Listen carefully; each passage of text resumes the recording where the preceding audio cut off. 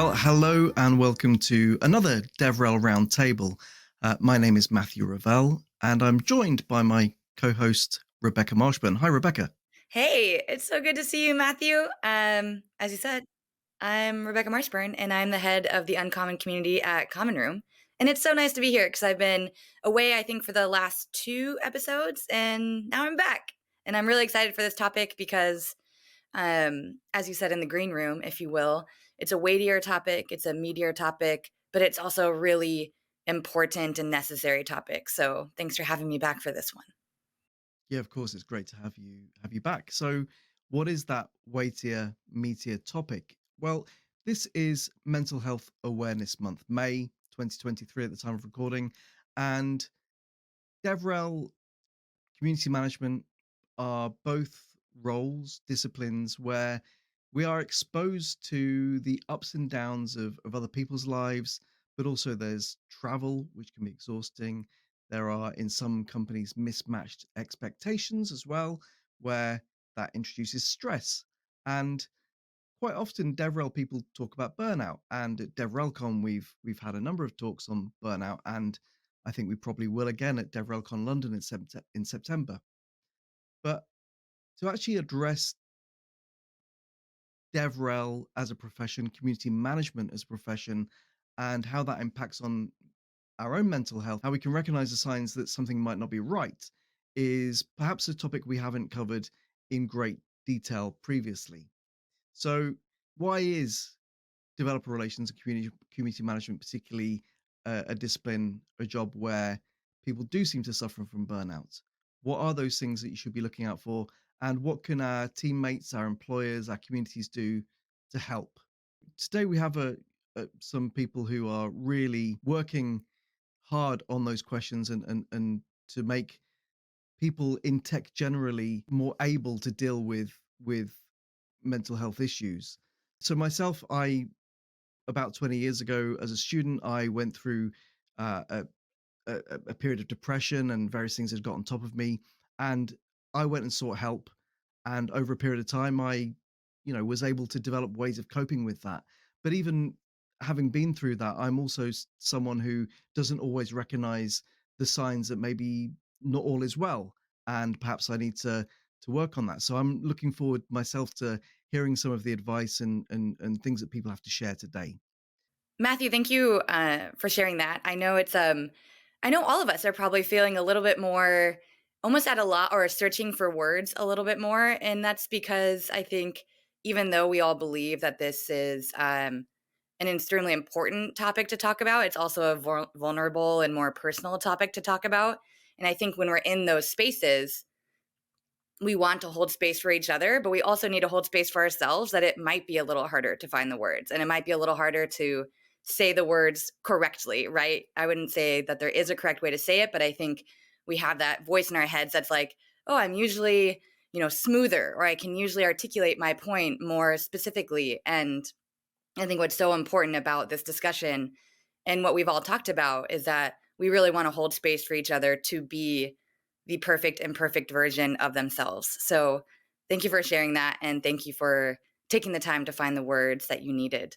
Um, that being said, someone who is also very well known for holding the space for others to talk about these types of topics and bringing these types of topics to other people in the room, outside of the room, um, through technology in the technology space is Ed Finkler at OSMI. So OSMI stands for Open Sourcing Mental Health. That's actually not the I, so I'm going to let Ed totally tell us what that means. But it's a nonprofit dedicated to raising awareness, educating, and providing resources to support mental wellness in the tech and open source communities. OSMI began when Ed began the brave, often difficult process of speaking about his personal experiences as a web developer and open source advocate with mental health issues and concerns in public at tech conferences in 2013. He's super knowledgeable on the topic, both with personable experiences and through research and developing a community and a nonprofit around this space. So really excited to have Ed here to help us understand a little bit more deeply the complexities of this and how broad this conversation reaches and how much broader it still needs to reach. So, welcome, Ed. Thank you so much for being here. Well, thank you for having me. That was very kind introduction. Forgive me if cats growl in the background. We have two new cats to our little cat colony, and some of them aren't getting along so well. But yeah. Thank you for that introduction. I am really glad to be here. And to just talk about, like my experiences have been and kind of what I've seen, particularly amongst developer relations and the hard road a lot of you folks really walk on that. So yeah, I'm excited to be here. The first question is, can we get the OSMI correct? What does the I stand for? Oh, sorry. The name is Open Sourcing Mental Illness. We had dabbled a little with some branding changes that I think we're kind of going back on. And so as we've restarted, so OSMI, we did, some people are talking, or we're calling it Open Sourcing Mental Health, and we kind of looked at that. But we decided to go back and use that term illness and on purpose. So that was kind of a conscious decision I think we made in the last probably 6 months as we're relaunching and as a lot of in-person conferences and events have really started spinning back up and things are a lot more active now. So yeah, Open Sourcing Mental Illness is the name. Yeah. Thank you for that correction. And I'm sorry. I was like, wait a minute. As I said it out loud, I was like, the H and the I, something's off here. So I know that as I briefly touched on, like since 2013, right? You've expanded this research and this discussion and this dialogue, and through that, there's also some more health stats and mental illness stats that you have, and maybe you could kind of set the context for us in terms of while a lot of it is location or geography based, at least give us some sort of framework or foundation to work from in terms of like how this affects people in the population, what looking at our colleague or our teammate or our neighbor and perhaps understanding that people experiencing this, we are not alone, because I think the numbers are quite helpful in understanding that context. I like to talk about my personal stuff, and a little bit first. And I'll tell you a little bit about that. I now think I have a better understanding. I have ADHD of some variant. It's not very well described by the DSM or things like that, so that makes it difficult. Sorry, the DSM is sort of the book that the whole medical industry uses to say this is what a disease is, and it's sort of like the official that's a disease. And like if it's not in the DSM, it gets really hard to pay for because they can't code it on insurance. So it like what the DSM says is sort of like this basic thing. Well, I have ADHD, which is not well described in the DSM, I can tell you that, and that does impact things because of that. But also then along with that, I have generalized anxiety disorder. Now, I've been diagnosed with those things. What do those things mean? It's different than like sort of diseases that we know about, viral and stuff like that. But it really just means this is the way my brain works, and it works kind of differently than other people's. And as a consequence, that means that I have difficulty in some areas doing normal life things, right? So, and the big thing for me, I think, has been my whole life has been emotional regulation and feeling like I was not, I was just different than other people. And it seemed like things affected me differently and more intensely than other people.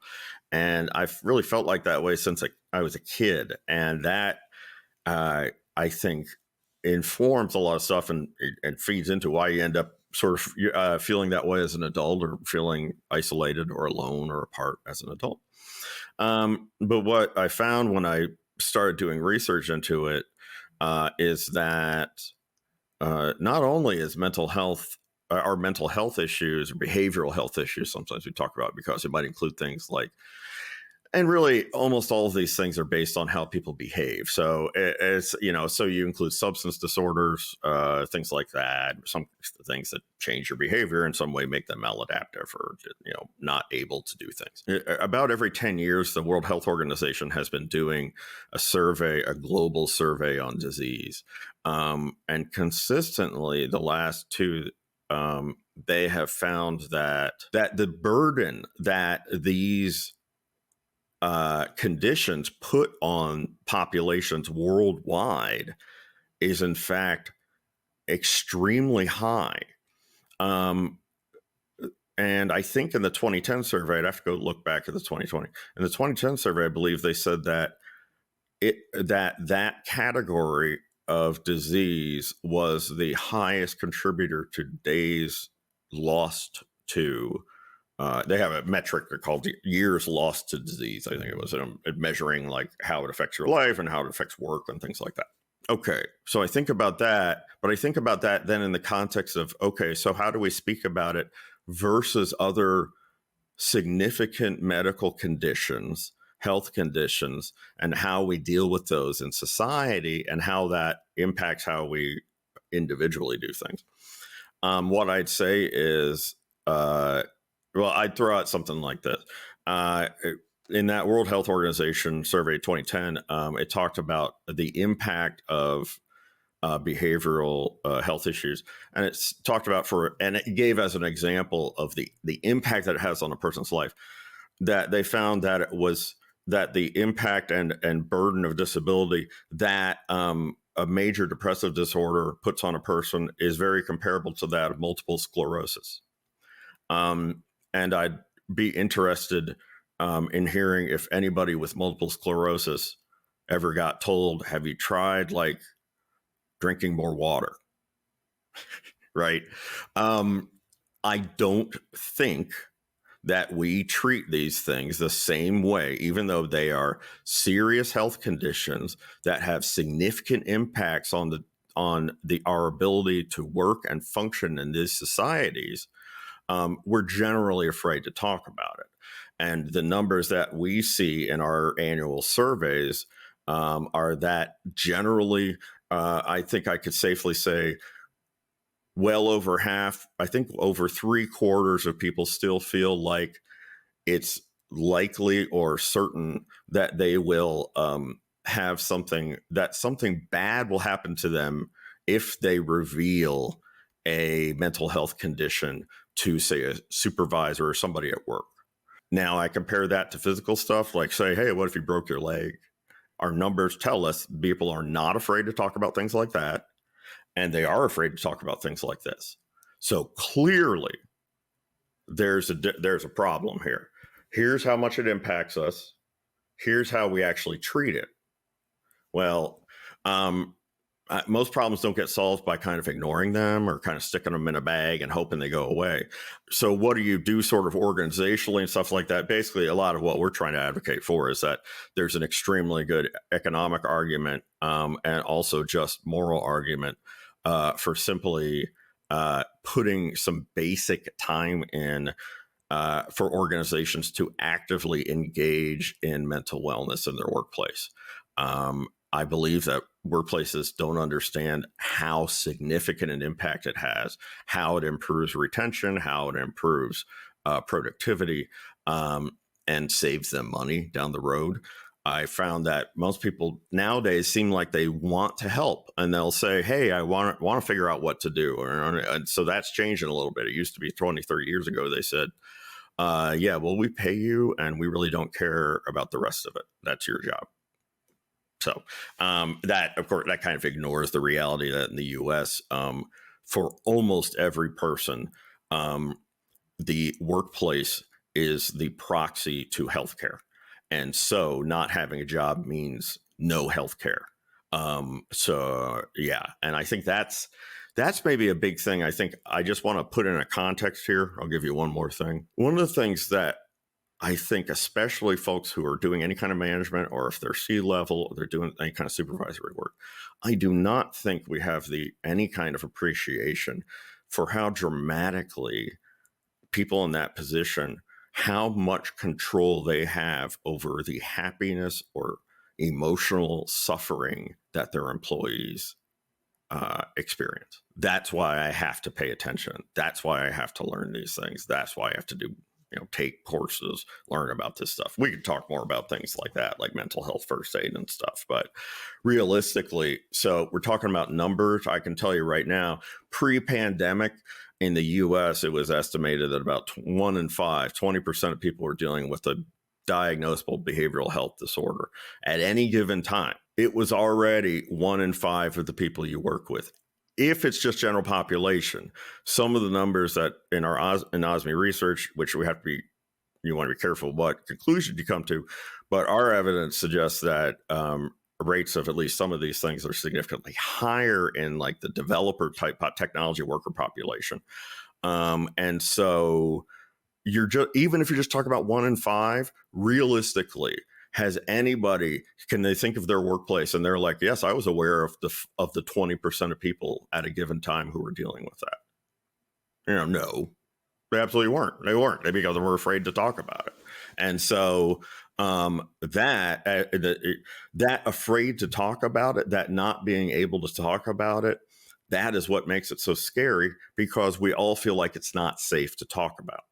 And we don't feel like it's safe to talk about because we really don't even know what to do. Even if we want to do the right things, we don't have the info or we don't know where to do it. So that's where I think changing the feeling that organizations have a responsibility, and also it makes huge economic sense that they have to actively engage in promoting the well-being of the people who work on their organization. Ed, thank you so much. No, I think even just that last bit that you left us with, right? It's such a grounding thought or data point to understand that, let's say general population, we'll just take that number, right, is 20%. And you're like, okay, when you look around, let's say you're at a tiny startup, that's still 2 people out of those 10. And did you know? Or were you one of them, right? And then how do you either have conversations, lead conversations, open conversations, in a space where safety is paramount. So thank you for that grounding moment about like what it means for the people around us or ourselves in terms of even statistically percentage wise. I do think that at the end of the show, and we'll also put it in like the YouTube notes and stuff, we will link to things like mental health first aid, right? And then Victoria Tran has a great post called Self-Care and Community Management, and it goes through some of the warning signs for us to like conscientiously evaluate, are these warning signs happening in ourselves, or do we see them in others, or how do we open conversations with others about these signs? So we'll definitely get to those and certainly link them in the notes because I think it's really important. But we're going to bring on some of our other panelists as well to hear some of their stories, and someone that I'm really excited to introduce because I think they have been extremely influential in talking about safety and creating safe spaces is Rain Leander.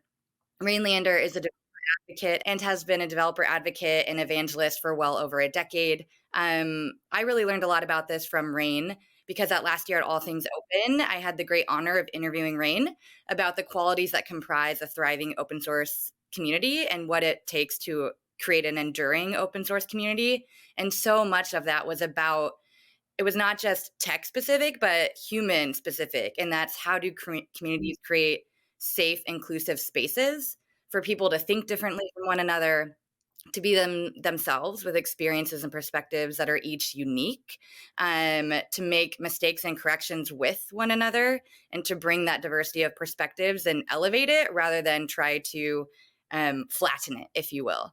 And so these are all points which I think will enrich the conversation today, and we're super happy to have you on, Rain.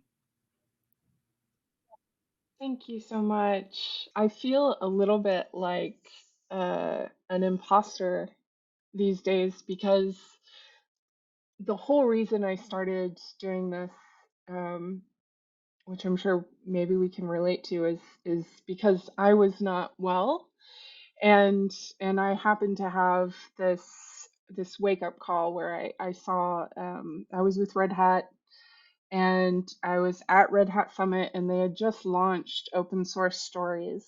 And one of the movies that I saw was The Open Patient, and it was about these two um, brain tumor patients who separately decided to put their records 100% online and effectively saved their own lives um, through one built a community of support that she didn't have, and the other, he another doctor saw his record and said, "Oh, this is what you have, this is what you need."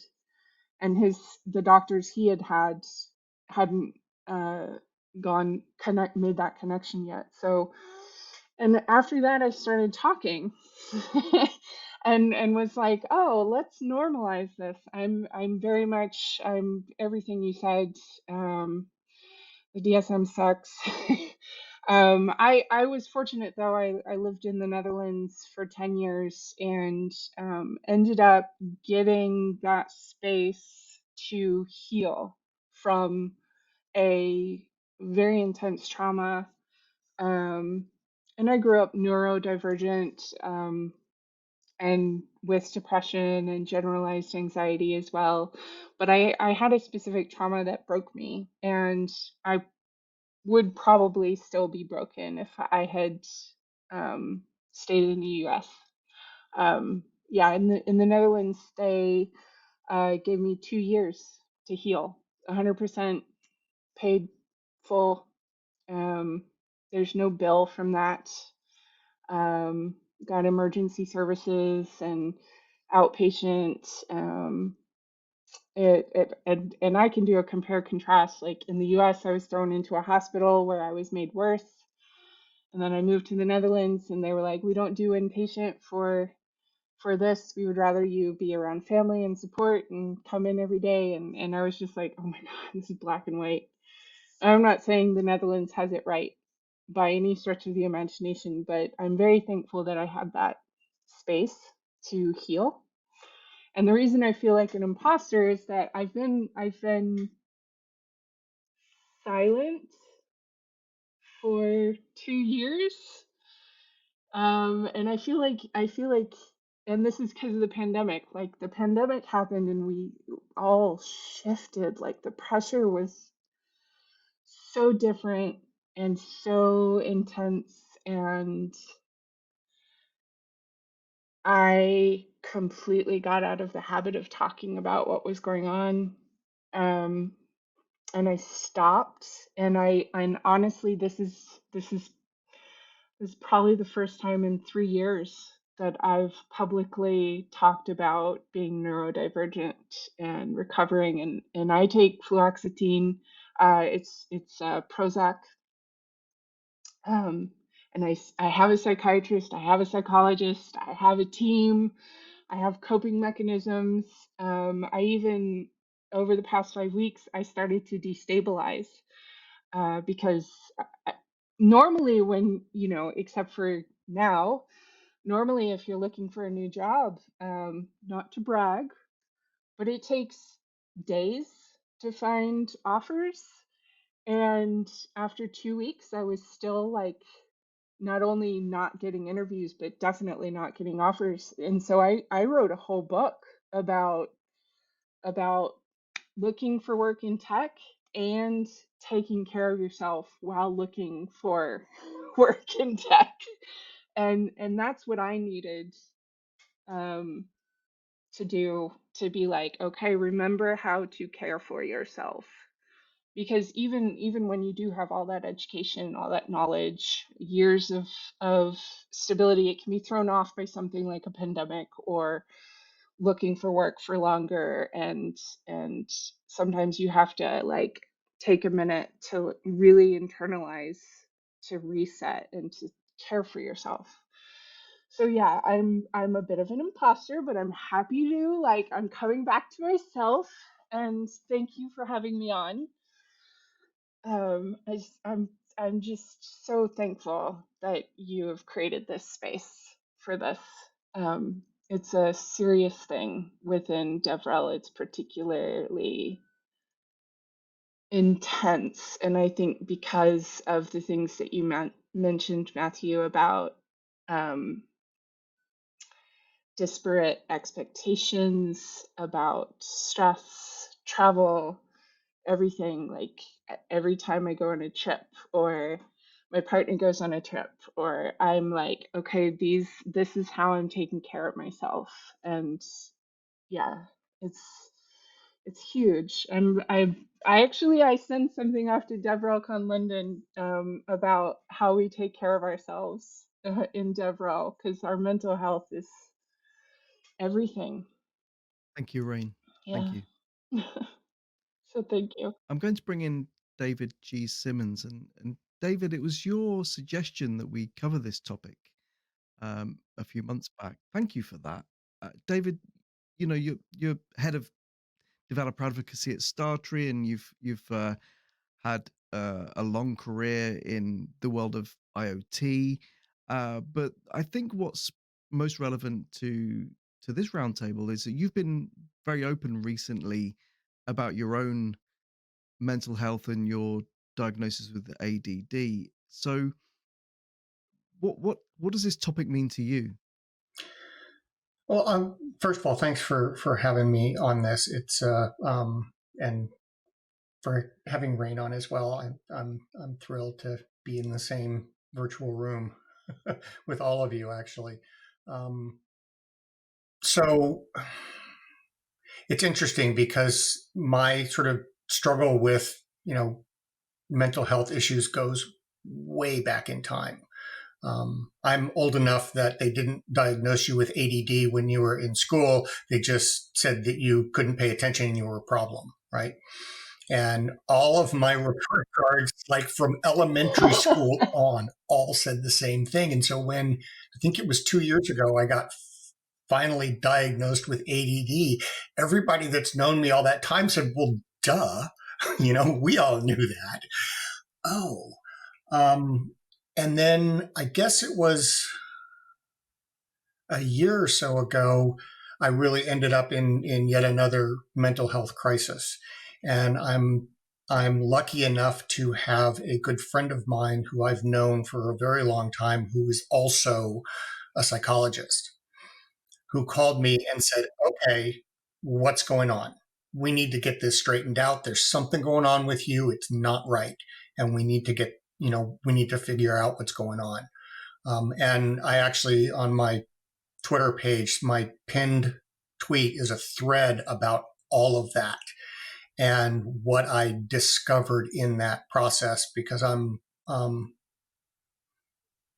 it's easy for me to talk about sort of technical things. It's harder for me to talk about personal things. And so I kind of went on a both a personal and a technical thread there about what my mental health issues were and how I discovered some solutions and those sorts of things.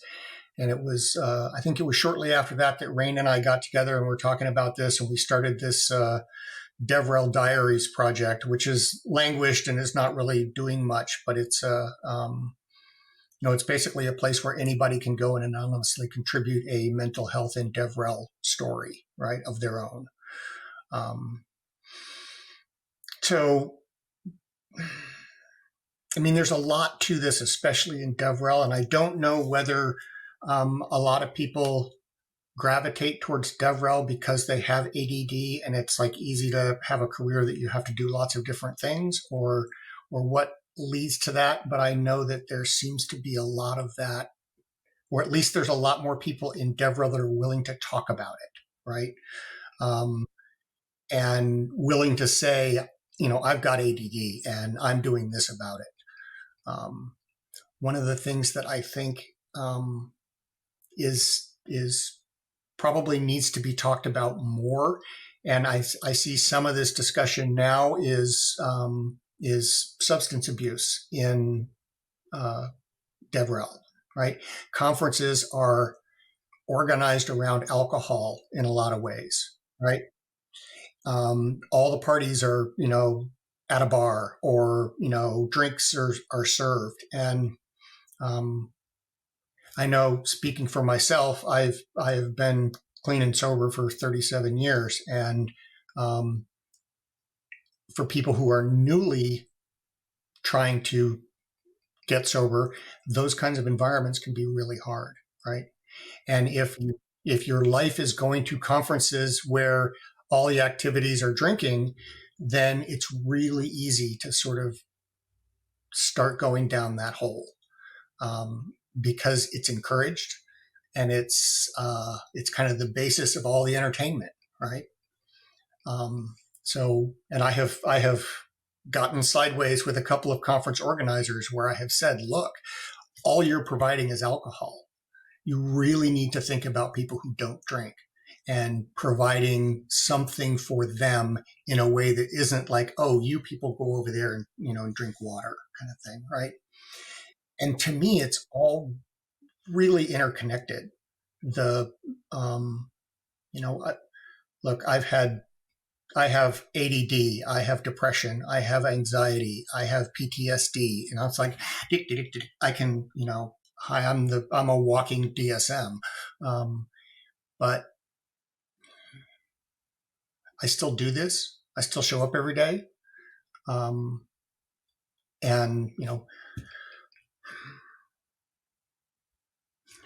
there's a lot of, I think one of the things that contributes to some of the mental health issues in DevRel is also a lot of the uncertainty that we have in this field, right? There is, if you look at turnover, it's very high. Burnout is very high, right? And there's a lot of, and you talked about the expectations, right? And the mismatched expectations. And that goes on all the time. And so, mismatched expectations, and we're letting you go, right? And now we get to start over again, right? I'm in the middle of that myself right now. And it's sort of a vicious cycle that repeats itself in DevRel. For the folks that I manage, I was very clear with them that I worry about mental health, I worry about burnout, and we have, in most of the places I've worked, we had unlimited PTO. And so I was telling people, I want you taking a minimum of 30 days of PTO a year, right? Which in the US is unheard of, right? You get 2 weeks of vacation, right? That's it. I'm like, no, you need to take 30, like that's a full 6 weeks. And I want you taking at least 2 of them consecutively on a regular basis, because burnout is so high. And we do so much that is under such stress. So I'm really glad for this discussion, because I think it needs to happen more. And part of the reason that I'm able to talk about this is other people that I have seen, mostly on Twitter and other places, willing to talk about their struggles with mental health, right? And me saying, oh, well, they're willing to do it. Maybe I can. Maybe I can say a little bit, and then say a little bit more, and say a little bit more. And so I think it's important to have talks like this, and to have spaces like this where we can make it okay for people to talk about their mental health struggles, right? A year ago, I thought I was fine, and it turns out I was anything but fine. I was really at the end of my tether. And it's one of the things about mental health is like, when you break your leg, you broke your leg, right? But when you're suffering from a mental health crisis, often you're the last person to know, right?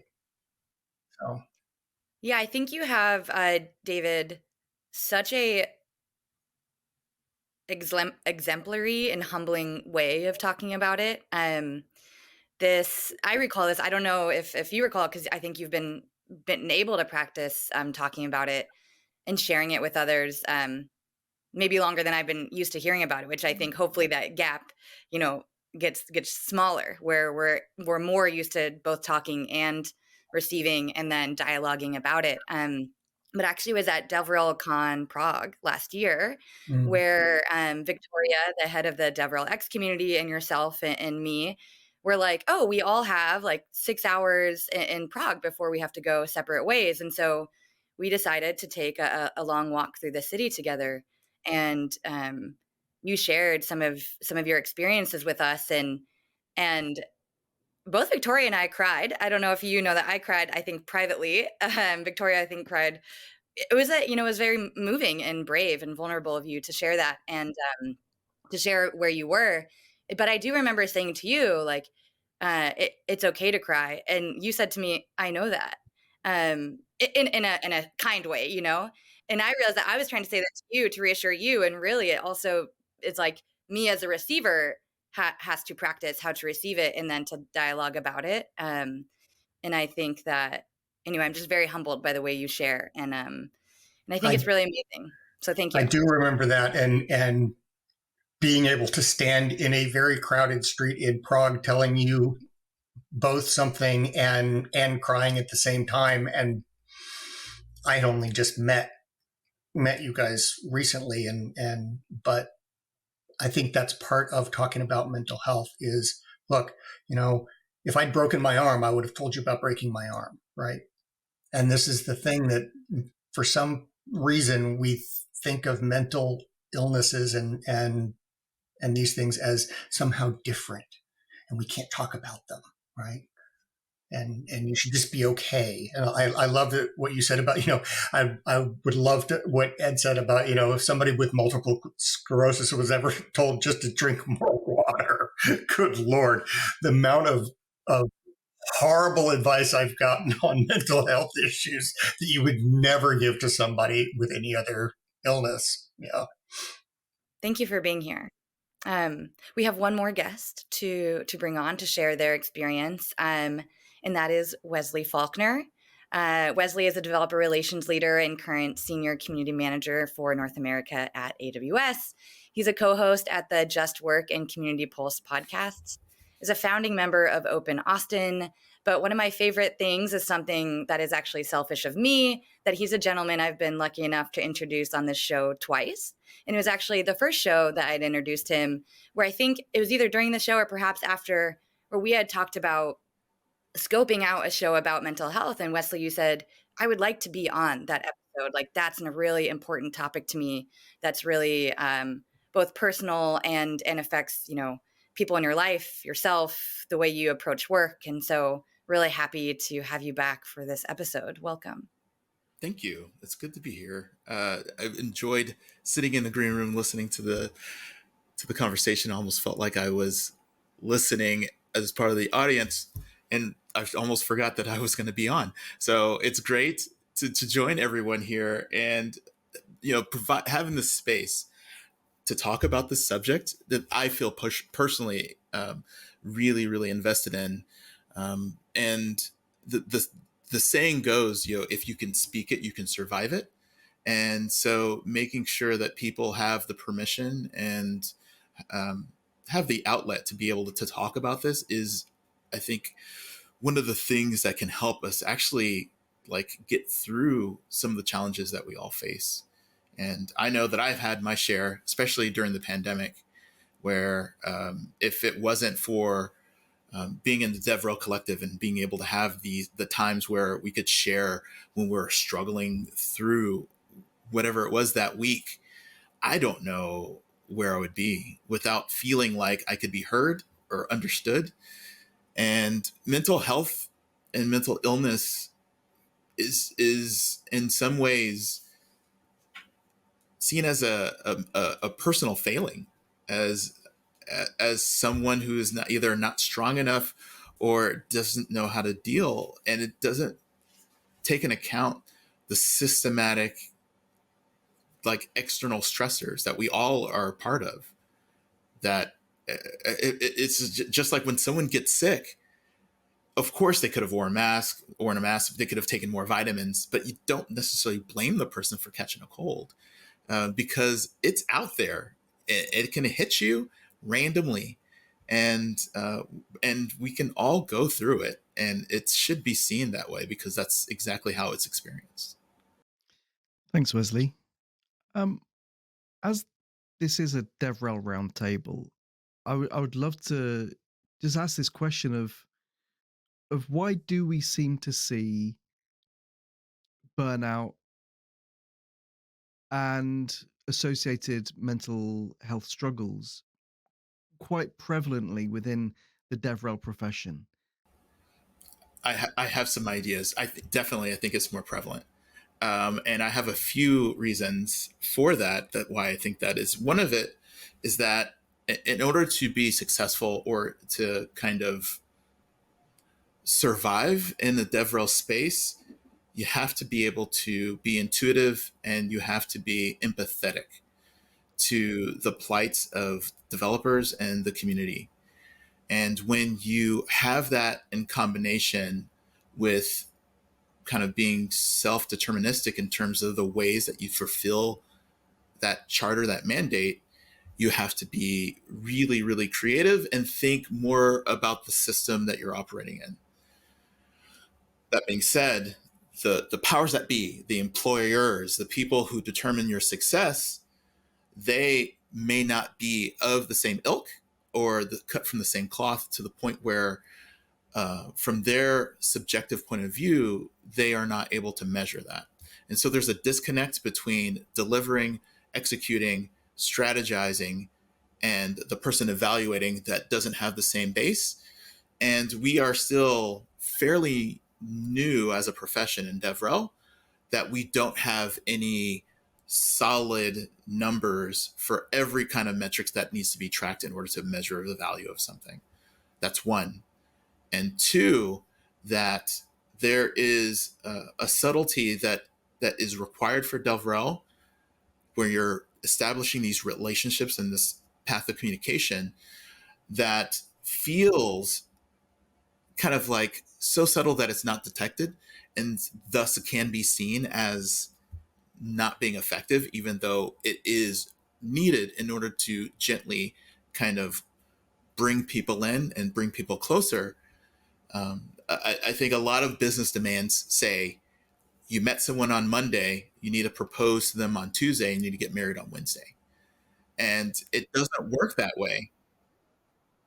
And that understanding and that intuitive nature is something that we understand, but we're not being graded on the same way or the same kind of rubric that we're executing and that we feel is kind of the philosophy of DevRel.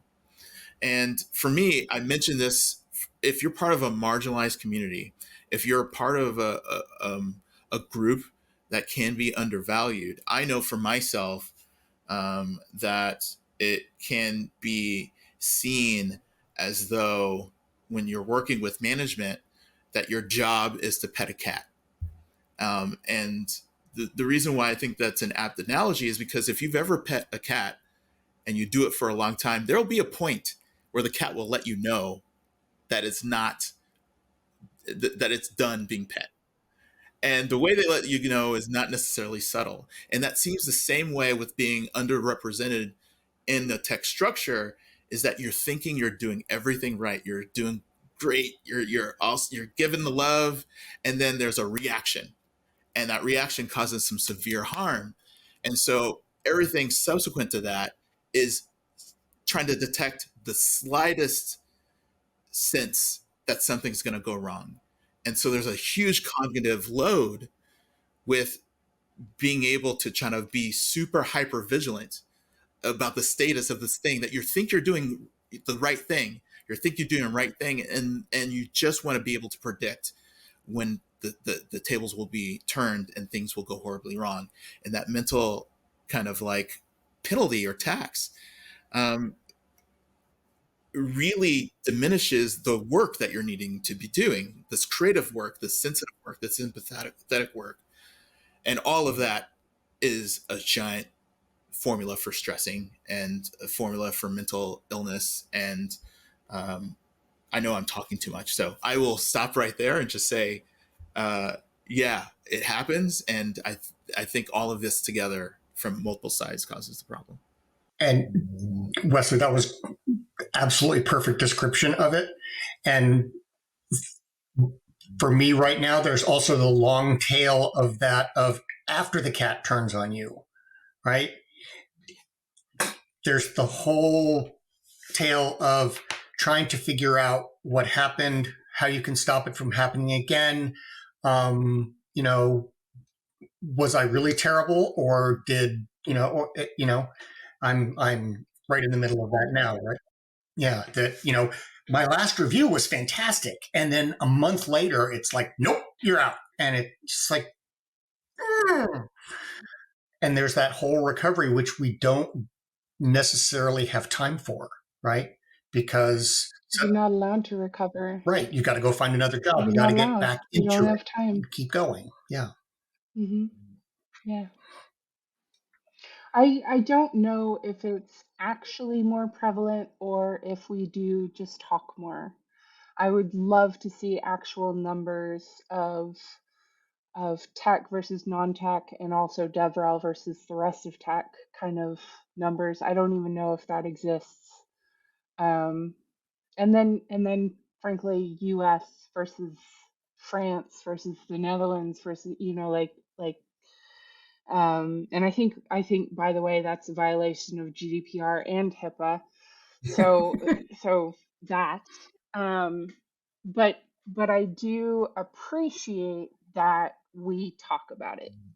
And I wish that it was normalized across all industries in the entire world, that people were comfortable talking about their broken legs and also their depression on Saturday night. And like I think that's my only thing. And I agree with Wesley. I think because we care as part of our job, it's that we are passionate about communities, that does expose our heart and our psychology to um, attacking cats, to merge all of the analogies that have been happening across the entire show. I cannot tell you how much I love Pet the Cat. As an analogy, Wesley, thank you for that. And also, it breaks my heart. I also wanted to say the turnover thing is real. Rebecca, you introduced me as a namer, senior community manager at AWS. Yesterday was my 1 year at AWS, and I've been doing DevRel for a while, like a little 5 years. Yesterday is the first time I've been in a job for a year.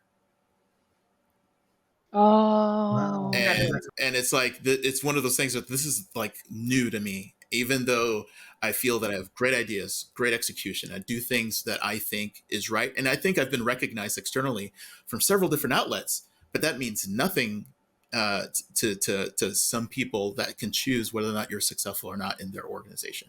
So that is also illustrating how hard this industry is. Well, and Rain and I have been commiserating, for the last few weeks about our collective situations, because they're very similar. Of yeah. the the cat I suddenly turned also on us. So Yeah, I also had a good review. And then 2 months later, the cat attacked. Yeah. Um, yep.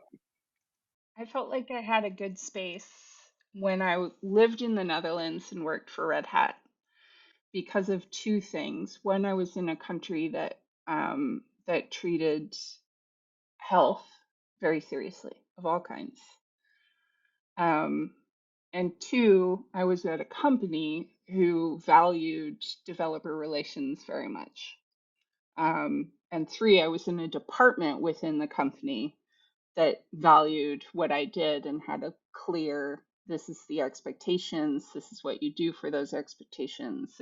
And so I was with Red Hat for many years as a developer advocate. And the only reason I left was money. By the way, twins were expensive, and and after that, I had to make a little bit more money. Um, but it kind of breaks my heart, like that. AWS is is a larger company. It can afford to give a little bit more time. And what you also have found a place within AWS that values what you do and has that clear expectation and then rewards you for said expectations. And that's, I would like to find that again. That's, it seems like a very low bar, but it isn't. And that's sad. We have a, I don't want to overstate it, but kind of a crisis in DevRel management in that because it's grown so rapidly, we don't have many experienced DevRel leaders. And more importantly, we don't have organizations who know how to have DevRel exist successfully within that organization. And, you know, maybe that's a contributing factor. But Ed, in your words earlier, you were saying that you feel that mental health issues are more prevalent in tech generally.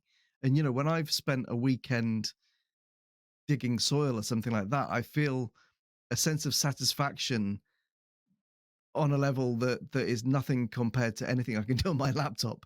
So is it just that, Yeah. that we're just trying to put ourselves into a box we don't fit into as humans?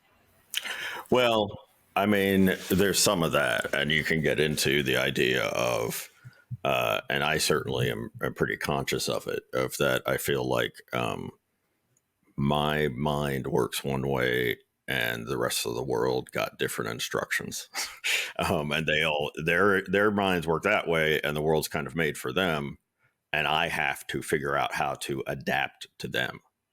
And I think that is part of it. At least in my experience. I think that, could you repeat the question again? I got myself off on a rabbit hole. Sorry.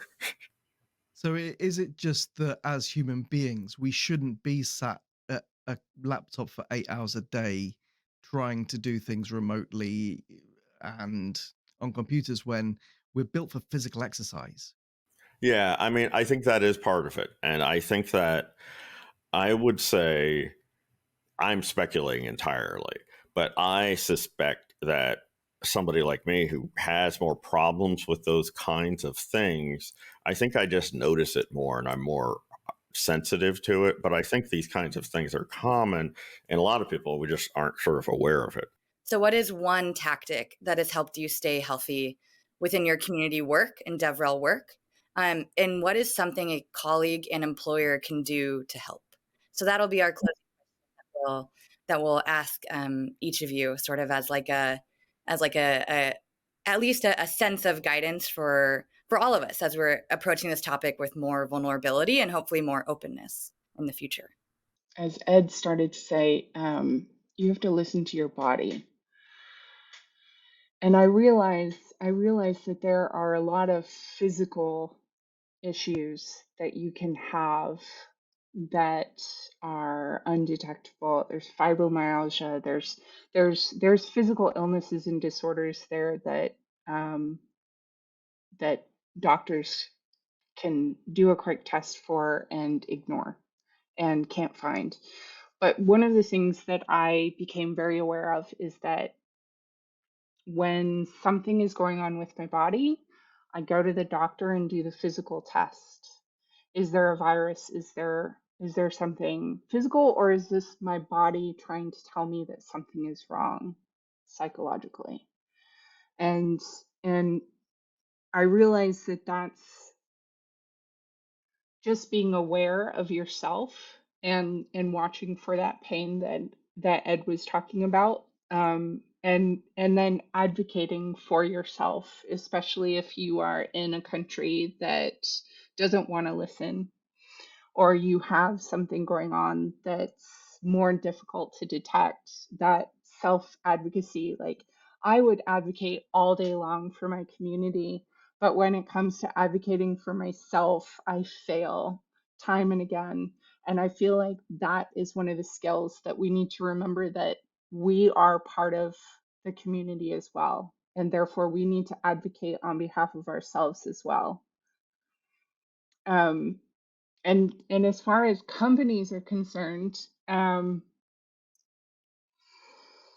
ooh, I'm, I am not coming from a very healthy couple of places, but I think we've said this in several different ways, and that is to kind of manage those expectations, and making sure there are clear KPIs and that the goalpost doesn't move.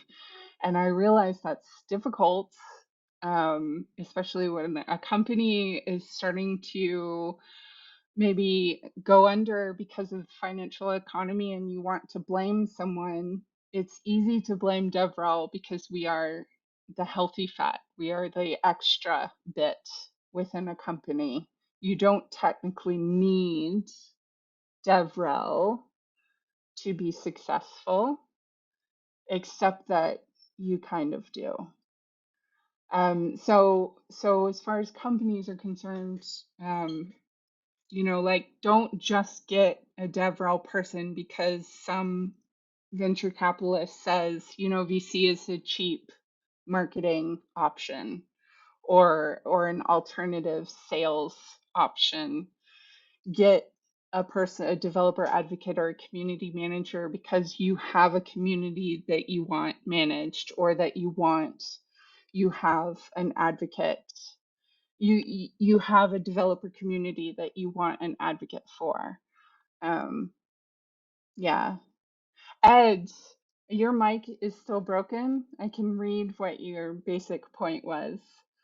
So Ed chatted on the background to us, that his point was having an externally focused option for validation seems like part of the job for DevRel, and that trains you to focus on making others happy. And it's very hard not to do that and to protect yourself.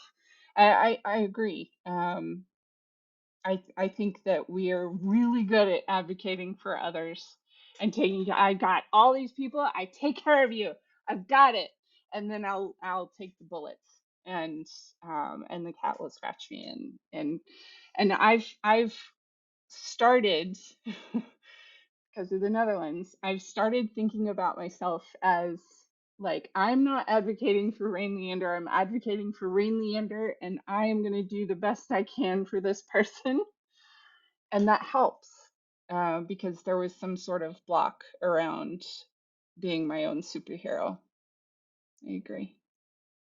What about you, Wesley? I guess a positive thing about this time is that there are discussions like this, but there are also some publications and other ways that people are wrapping up their own experiences. And for me in my own journey, that was extremely helpful, not just to feel less alone and relate to other people's experience, but to build up my own vocabulary.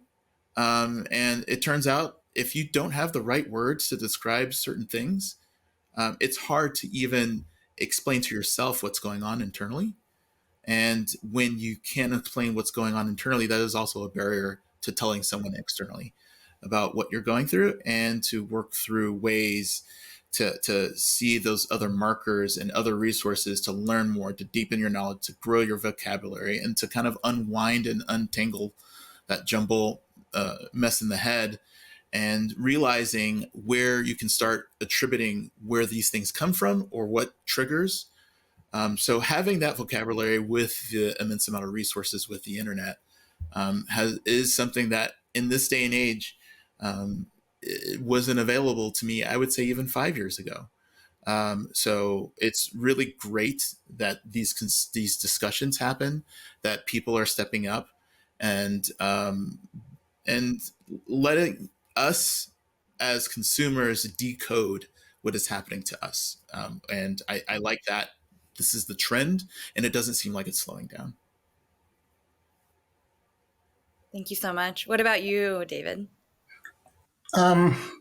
So most of what we do in DevRel is, in some sense, being of service to others, right?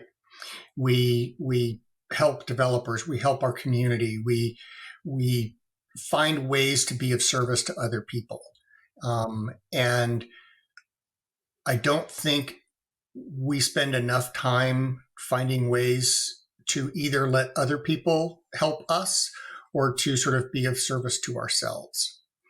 And employers are almost by definition unable or unwilling to sort of be of service to their employees. It's the other way around, right? We're here to serve our employers, and they are not here to serve us. And finding ways to change that.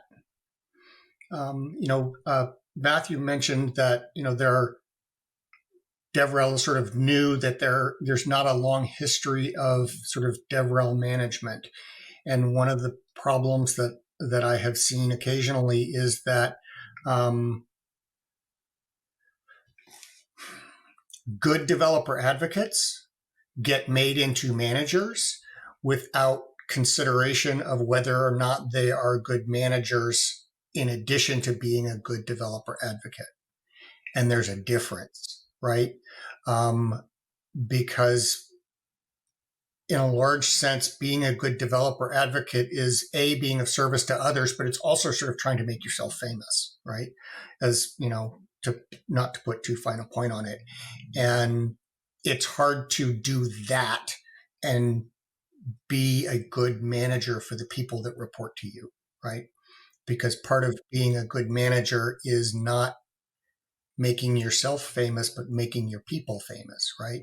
Putting them before you and serving them, right? Not serving your manager, but serving the people that report to you. And there's precious little of that, I think, anywhere. But certainly, throughout companies, like, they're not there to serve their employees. They're there to have their employees serve them. And being someone who has sort of, my life's work has always sort of been being of service to others. It's really hard to see that. And it's really hard to, in some sense, find ways to take care of myself, because I'm trying to take care of, as Rain said, my community. I got you, I got you. And at the end of the, on Saturday night, there's nobody that's got me. And that's where the mental health picture comes into it, right? So I'm really glad that we're able to have these discussions. And I'm also really glad that in DevRel, we tend to talk about this stuff more than other places, right? And I know for me, having other people talk about it has made it more okay for me to talk about. And I'm hoping that the more we talk about it, the more we make it okay for more people to talk about it, and not just in DevRel, that we can sort of infect tech in general with this willingness to talk about our defects and our struggles, because it makes everybody more empathetic, right? There's that saying that, you never know what struggle somebody else is going through unless they talk about it. So it's important to make it a safe place for people to talk about it and not judge them for it, and not, batter them for it, and not, we say, well, there won't be consequences for this, for talking about this. And then making sure that there aren't actually consequences is the hard part, right? Because often we say that, and then people come out with it, and then it turns out there are consequences. So if you're going to say there won't be consequences for this, it's really important to make sure that there aren't. So, yeah. I think the first thing that I had to do is I'm kind of naturally like externally focused and that kind of person anyway. Like when I was a kid, I used to come and do book reports on Bigfoot and like ask to do them like in second grade and talk in front of the class about freaking Bigfoot. And so that was weird, right? So I just do that naturally. Like I was talking to PJ Haggerty, and he was like, well, actually, he was basically, we were talking about OSPI again. He's like, it's developer relations program, basically. I was like, yep, And he's like, developer relations is what you've been doing all the time anyway, writing blogs and stuff. I just started doing that stuff because I wanted to, right? So I'm really externally focused kind of that way. But it's really, I think the big thing for me is that it was to the point where I didn't feel good about myself. And I thought things like, even though I told other people those things like, it really, it wasn't something I did or things like that, I really had to work hard and first and say, the stuff that I do struggle with, I didn't ask for, and it's not voluntary. And the things I feel are not voluntary. So I didn't do anything to have this. It's my responsibility to take care of it. But for me, that was a fundamental thing. And then that second thing, taking care of it, is really saying to yourself, I have to put the resources first into me. And if I compromise my foundation, which is myself, and the entirety of everything you experience is generated by this part of your body right here. You don't experience anything else if this thing. So it's all about this. And if this is not working okay, it affects everything, right? And so anyway, the point is, all that stuff, it's key. We work on that foundation, and you have to set those boundaries and say, no, I'm not going to hang out after 7. I'm going back to the hotel room and sleeping, or I need to drink more water, or I need to do this. Really, you have to say, look, I'm the boss of me, and it doesn't matter what you want if it compromises my health. I don't care if you think it's a real health problem or not. Health problem is health problem is health problem. They're all health problems. There is nothing that is physical or mental somehow about it. It's all interrelated. It all is just health problems. The thing is that we don't really know how to treat it well. So we're trying to learn how to do that. I guess what you were talking about with employers, one of the things that I really feel strongly about is simply, one I've run into is that most employers want to do the right things, but they don't know what to do. They really don't. And so I would, with a, I would say, and I'm going to talk about my own program, OSMI specifically exists and has created handbooks and can provide direct consulting to tell you how to do this. And we give that stuff away for free. So we're there and we can help you with that stuff right now. On a basic level, though, I think what it is saying, I understand that the major impact that I, as an employer, the major impact I have on your happiness and well-being. So I need to treat it as a number one priority. That's it. End of story. If it's not a number one priority, then why are you even there? Otherwise, the only reason an organization exists, a for-profit organization in the United States, the reason they exist is to make money. That's the only reason they exist. And legally, everything pushes to that. They can even, like, shareholders can sue them if they don't make money, enough money.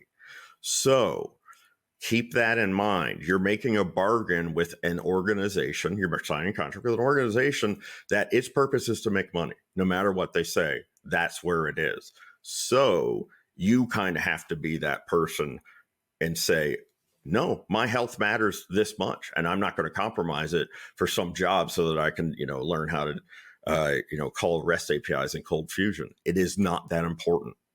It's just not. I have started doing the thing at conferences. I did this actually in Prague at DevRel Con, where everybody's going out after the conference, and I've said, I'd love to, but I need to go be people for a while, right? I need to go. I'm peopled out for right now, and I need to go not do that. And I even, I was posting in the sort of the DevRel Con chat on the DevRel Collective that, I'm not going here. I'm going back to my hotel to de-people for a while. And if anybody would like to go have a small dinner, let me know and do it. But that was all self-care. It was all selfish self-care of, I've been around people all day. I need some time to de-people and be by myself for a minute. It's not that I don't want to be with you. I just need to be with smaller groups of people for a while. But that's not selfish. That's like you can't take care of other people if you're not taking care of yourself first. Like that's not selfish at all. It's one of the things that leads to burnout. It leads to burnout for me is I don't stop when I need to stop, and I just keep going, and then suddenly I'm over the line, way over the line, and I can't get back. So Well, look, thank you everyone for your time. This has been a good discussion. I feel like we've only scratched the surface, but it feels like the beginning of a conversation rather than this being the end of it. So thank you each of you. We'll put lots of resources in the notes. I know that everyone here has shared things that we can put in there for people who are watching this or listening to this. Very briefly, if everyone could just share where people can find out more about you, that would be great. So, Ed, osmihelp.org, is that where people can go? Yeah, osmihelp.org. Yeah, and that's where you can find out about us. Mm-hmm. Thank you, Rain. I tend to be on most socials as Rain Leander. David. I am almost always David GS. I am davidgs.com. On Twitter, somebody stole David GS, and I'm David GS IoT, but pretty much David GS will find me almost everywhere. And Wesley. You can find a lot of my stuff at wesleyfaulkner.com. I'm on Mastodon on the Hackaderm server as Wesley83. Of course, I'm also on the podcast Community Pulse and also Just Work with Kim Scott. So you can find me there. Cool. And Rebecca, thank you so much for taking the time to be a part of this, and thank you to Common Room for sponsoring this episode. Uh, Thanks for sharing. It feels funny that you're calling me out to thank me. Really, thank you to each of you, to our panelists, to our this round table, this circle, and for bringing us all together, Matthew. This is really special. It's quite moving. So I don't really have much else to say other than thank you for the vulnerability and honesty and candor and humor throughout it as well. So thanks for the education. Thank you, everyone. See you again. Thank you. Thank you.